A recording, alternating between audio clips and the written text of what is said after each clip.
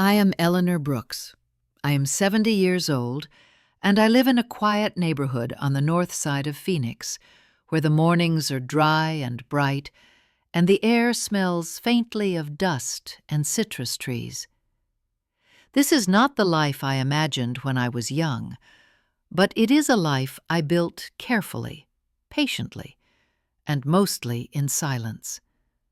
For 34 years, I worked as a financial records supervisor at a university research library. It was not a glamorous job. No corner office, no applause. But it was honest work that required precision, discipline, and discretion. I was trusted with numbers that mattered, with systems that could not afford mistakes.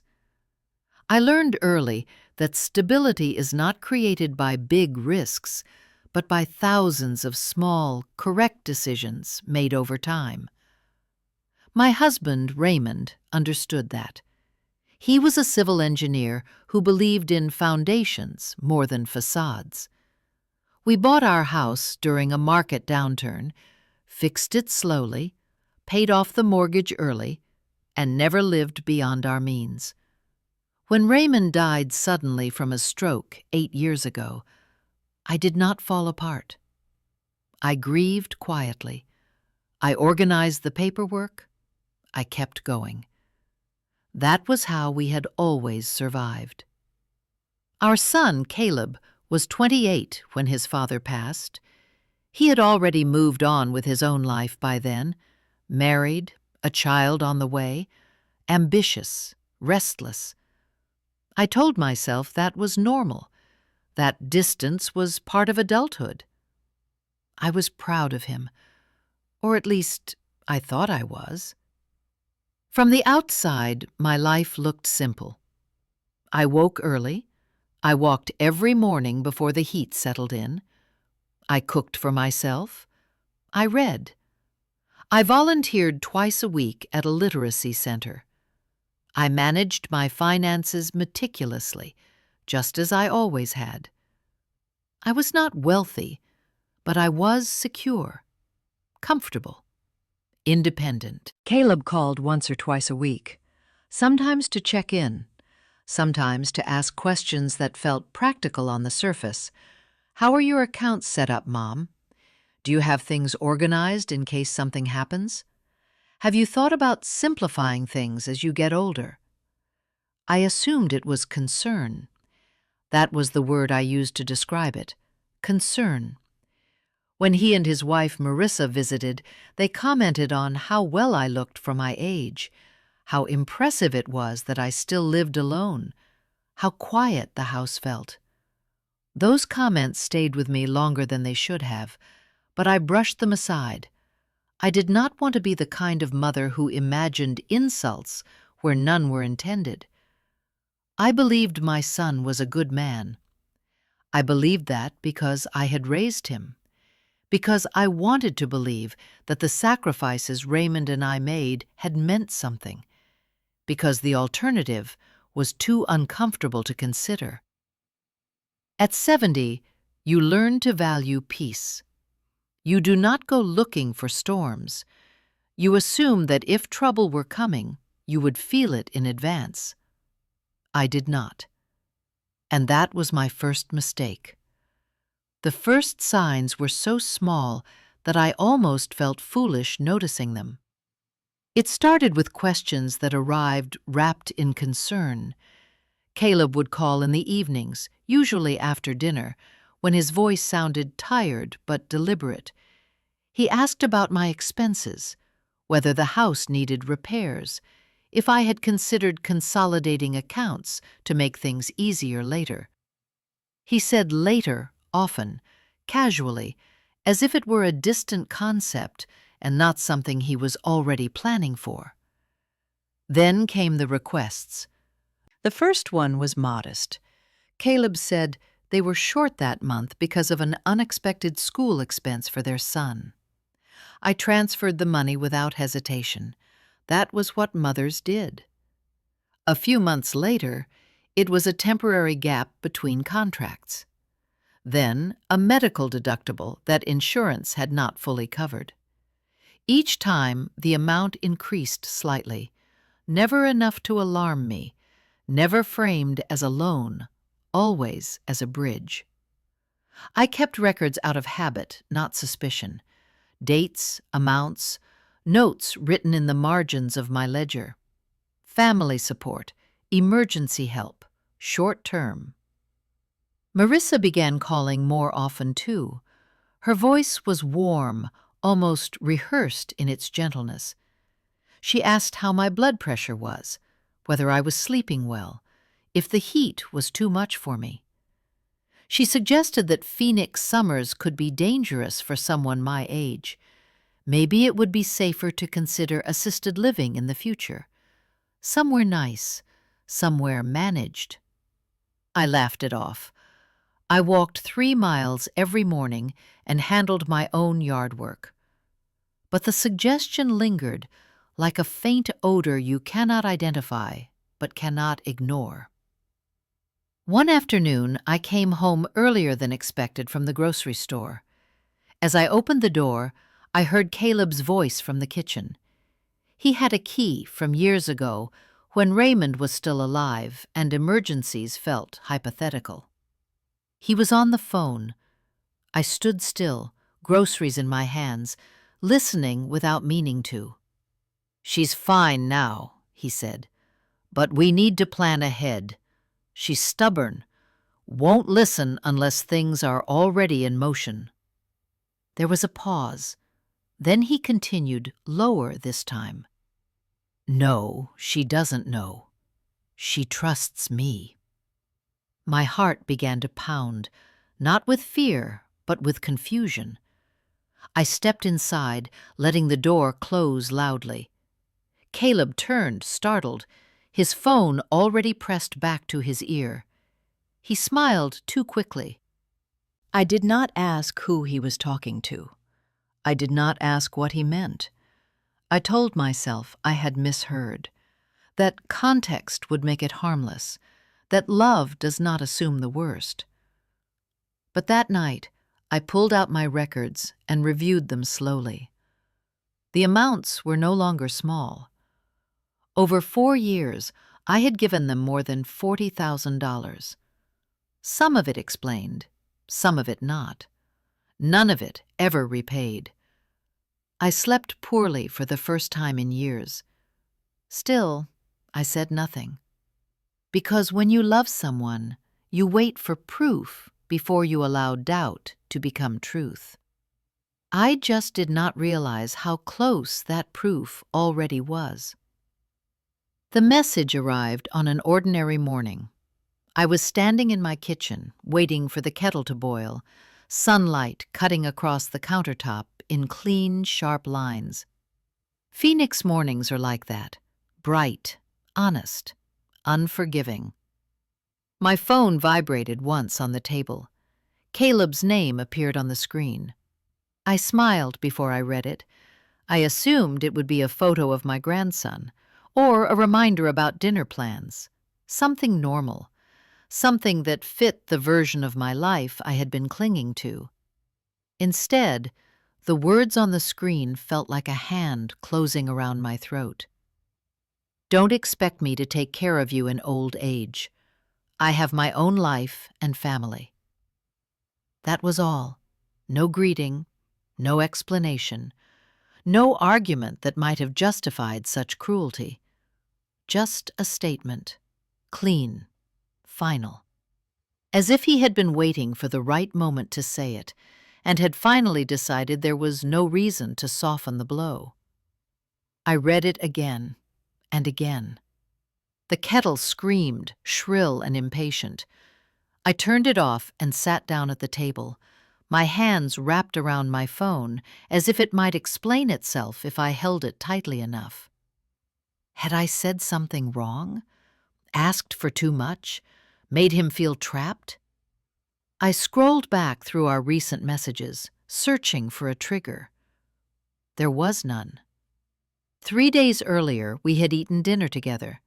He had hugged me goodbye, told me to rest, told me he loved me. I realized then that the message had not been written in anger. It had been written in honesty. The clarity of that realization hurt more than the words themselves. I did not cry, not at first. I felt something colder settle in my chest, a stillness, the kind that arrives when your mind stops trying to negotiate reality and finally accepts it. I thought of Raymond, of the night years ago when we sat at this same table reviewing our finances. He had looked at me and said, "If the day ever comes when someone treats you like a burden, promise me you will not beg them to stay." I had promised. I typed 2 letters. Okay. I stared at the screen for a long moment before pressing send. Once it was gone, there was no taking it back, no clarifying, no softening, just a line drawn quietly, without drama. My phone remained silent. I finished my tea. I went for my walk. I waved at my neighbor. I lived the rest of that day as if nothing had happened.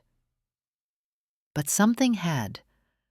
That message stripped away every illusion I had been protecting. It told me exactly how my son saw me. Not as a mother, not as family, but as a future obligation he was already rejecting. And if he did not want the responsibility of caring for me, then he would not receive the reward he had been quietly expecting either. That afternoon, I made one phone call. I asked for an appointment with a lawyer. And for the first time since Raymond died, I felt absolutely certain about the path ahead. The lawyer's office sat in a low sandstone building on the edge of downtown, far from the neighborhoods where my son and his friends did business. I chose it deliberately. I wanted distance. I wanted neutrality. Most of all, I wanted someone who had never shaken Caleb's hand. Her name was Laura Bennett. She listened without interrupting, her pen moving steadily as I spoke. I did not dramatize anything. I did not cry. I told her exactly what had happened, what I owned, how my accounts were structured, and what my son had access to. When I finished, she looked at me for a long moment and then asked a single question. "What do you want to protect?" Not who, not feelings, not relationships. Protect. My autonomy, I said, and the work my husband and I spent a lifetime building. She nodded. Then we need to act before anyone else does. That was when I learned how exposed I actually was. Years earlier, after Raymond's stroke scare, I had added Caleb as a convenience signer on one account. It seemed sensible at the time, harmless. Laura explained how often those small gestures became leverage, how access became expectation, how expectation became entitlement. Then she showed me something that made my stomach tighten. Caleb had used my name as a financial reference on more than one occasion. Not illegally, not yet, but strategically, as proof of future backing, as reassurance to lenders who assumed a devoted mother would always step in. I felt foolish. And then I felt angry. We moved quickly. Laura outlined a plan that closed every door I had left open without realizing it. A living trust, asset transfers, revocation of shared access, new accounts at a different bank, independent medical evaluations to document my competency before anyone could question it. "This will escalate," she said calmly.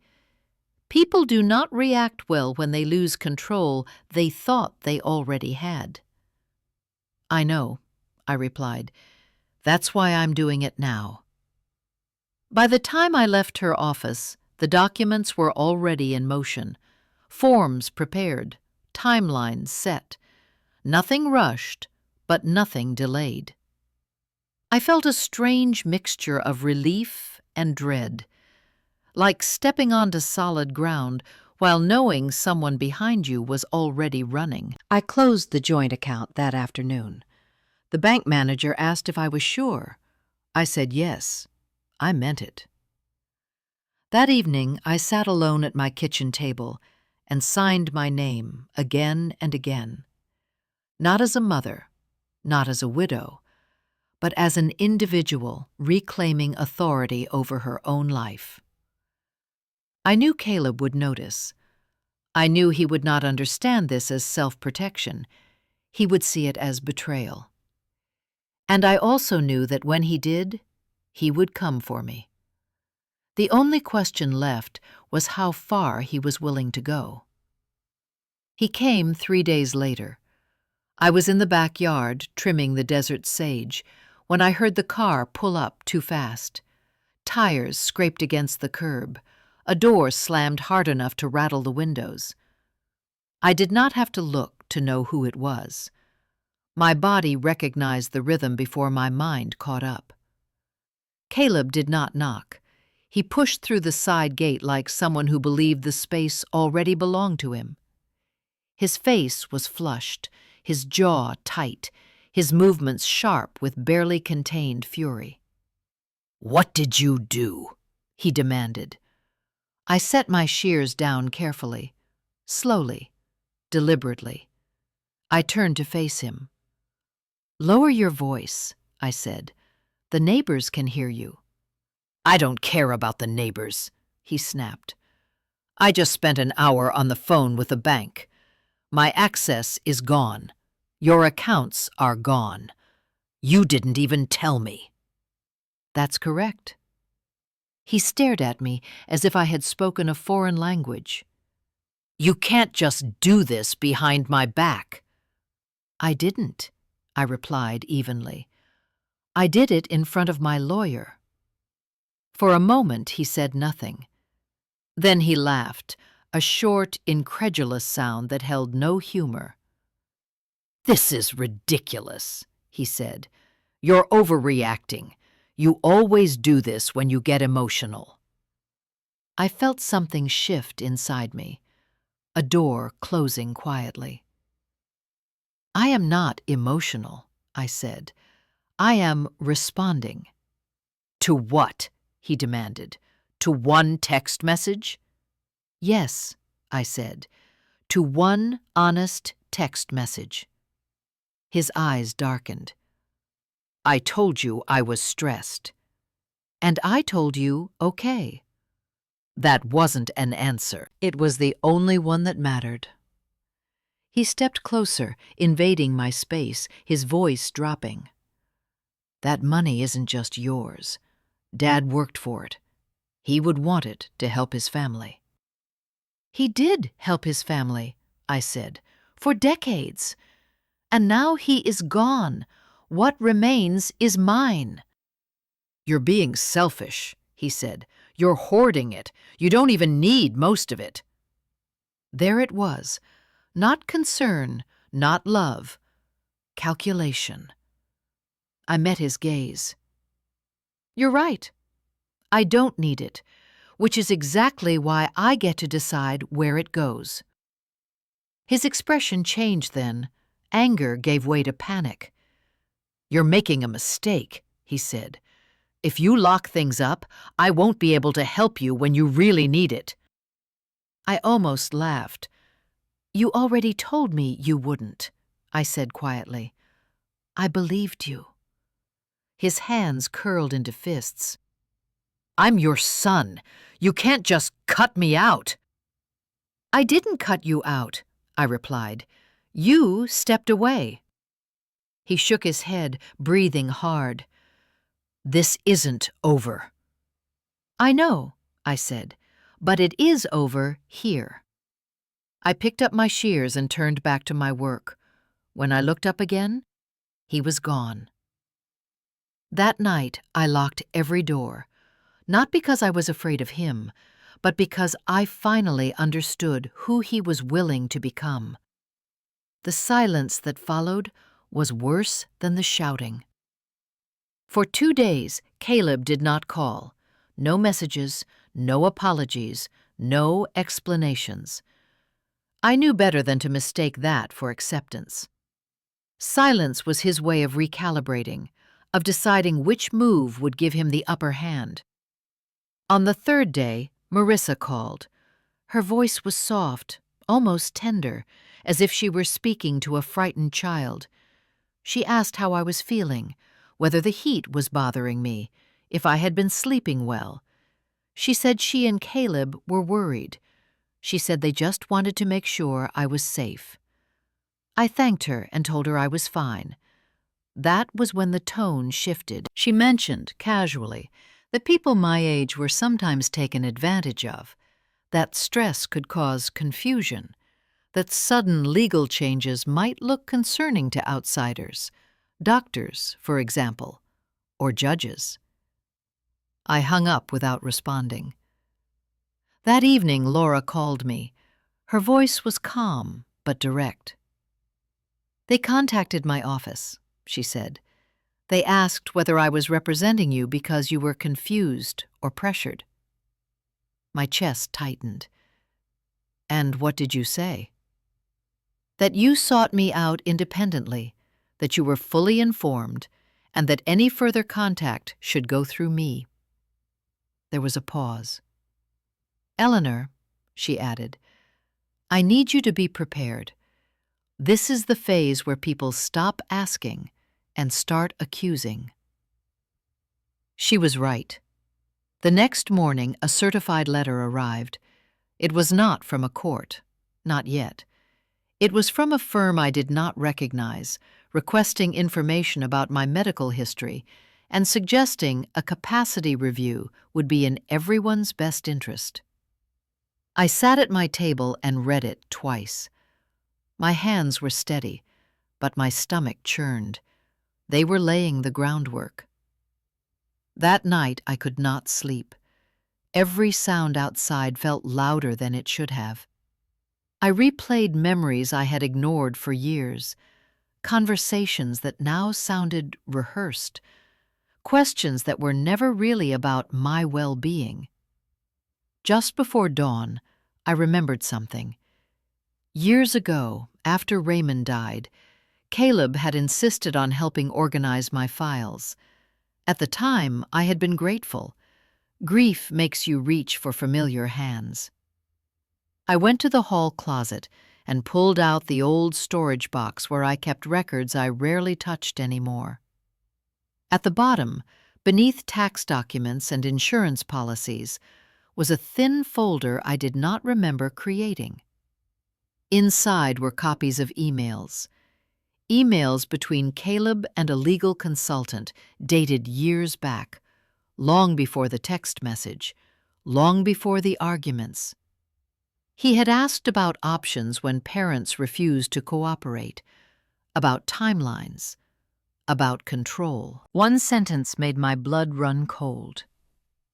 What if she becomes difficult? I sat on the floor, the sunrise spilling across the hallway, and felt something break cleanly inside me. This was not fear.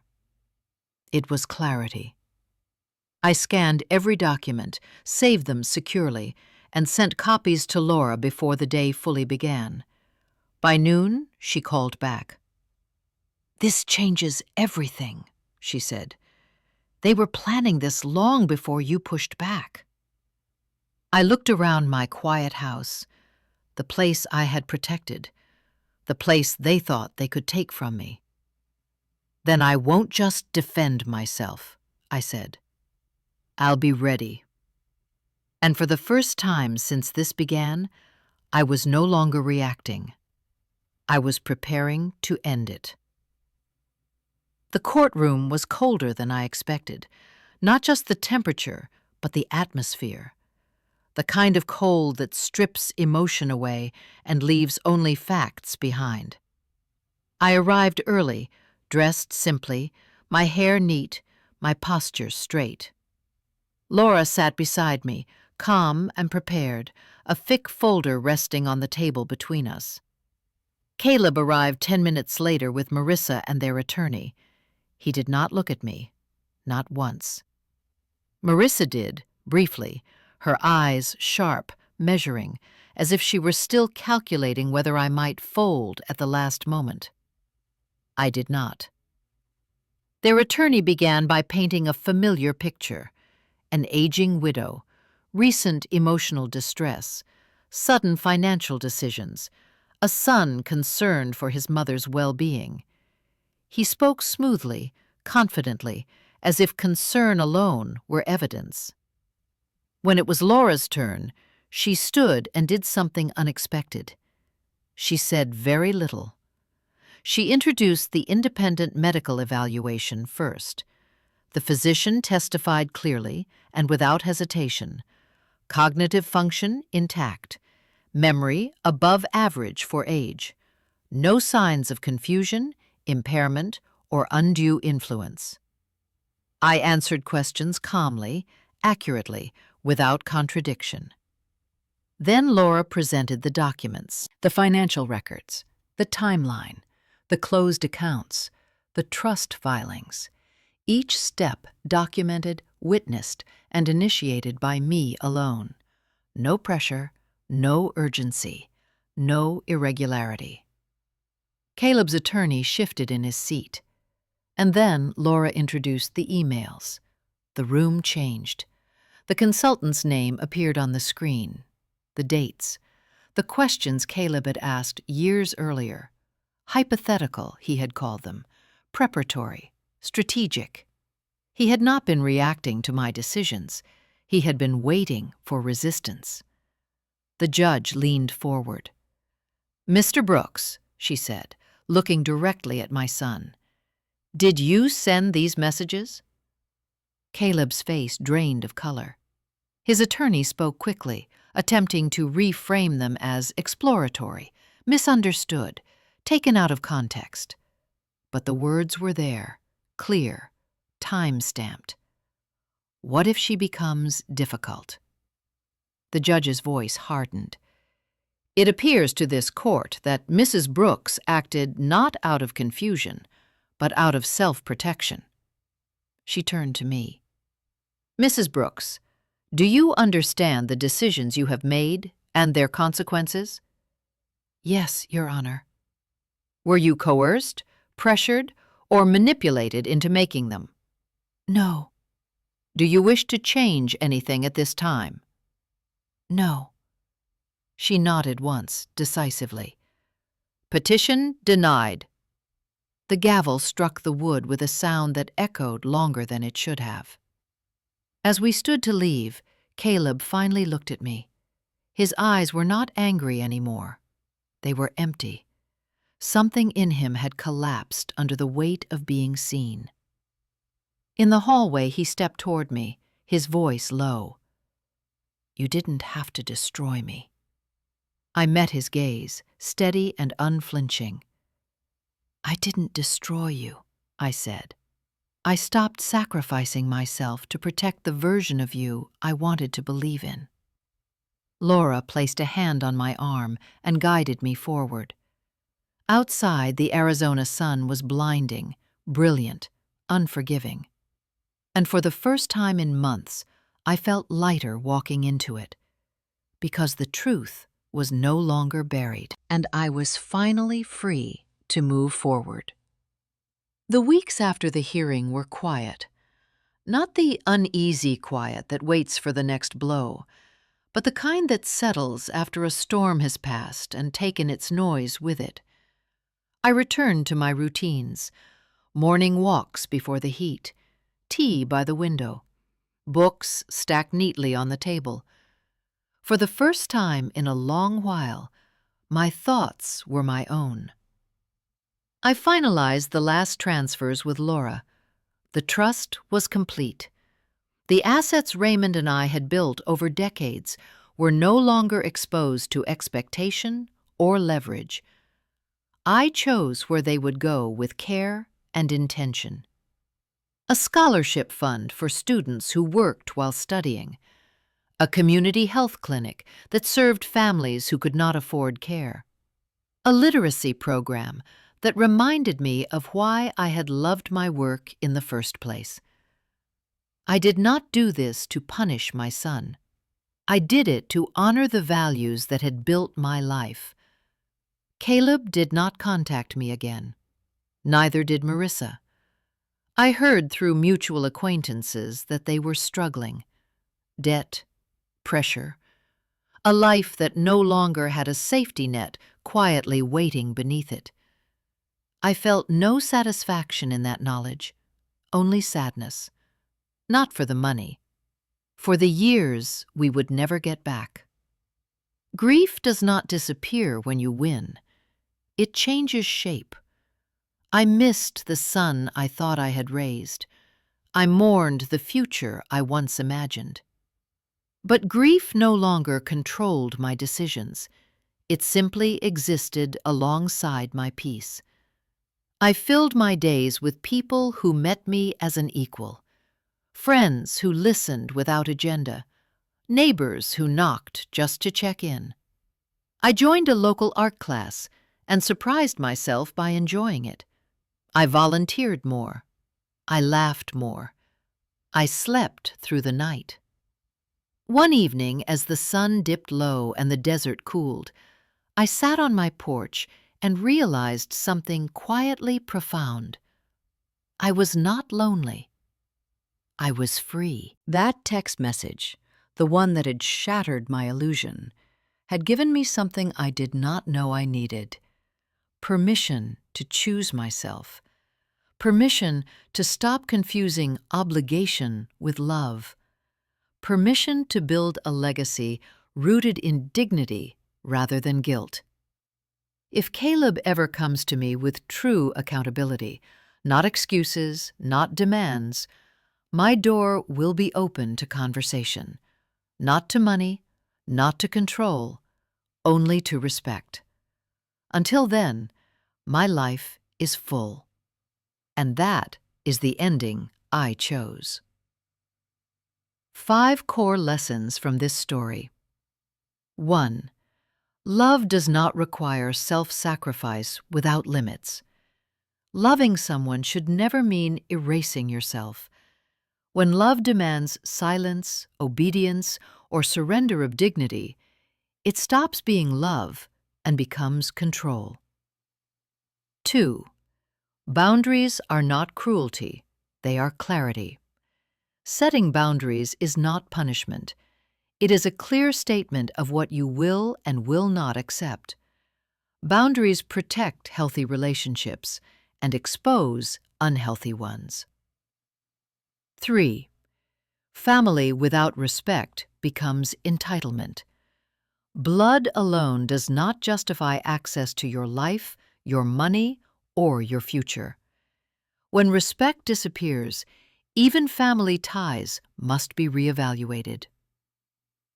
4. Silence can be strength when it is chosen consciously. You do not owe explanations to people who have already decided to misunderstand you. Sometimes the strongest response is calm, firm action. 5. Your legacy is defined by your values, not by who inherits your money. What truly lasts is not wealth passed down to the entitled, but impact created through intention, integrity, and purpose.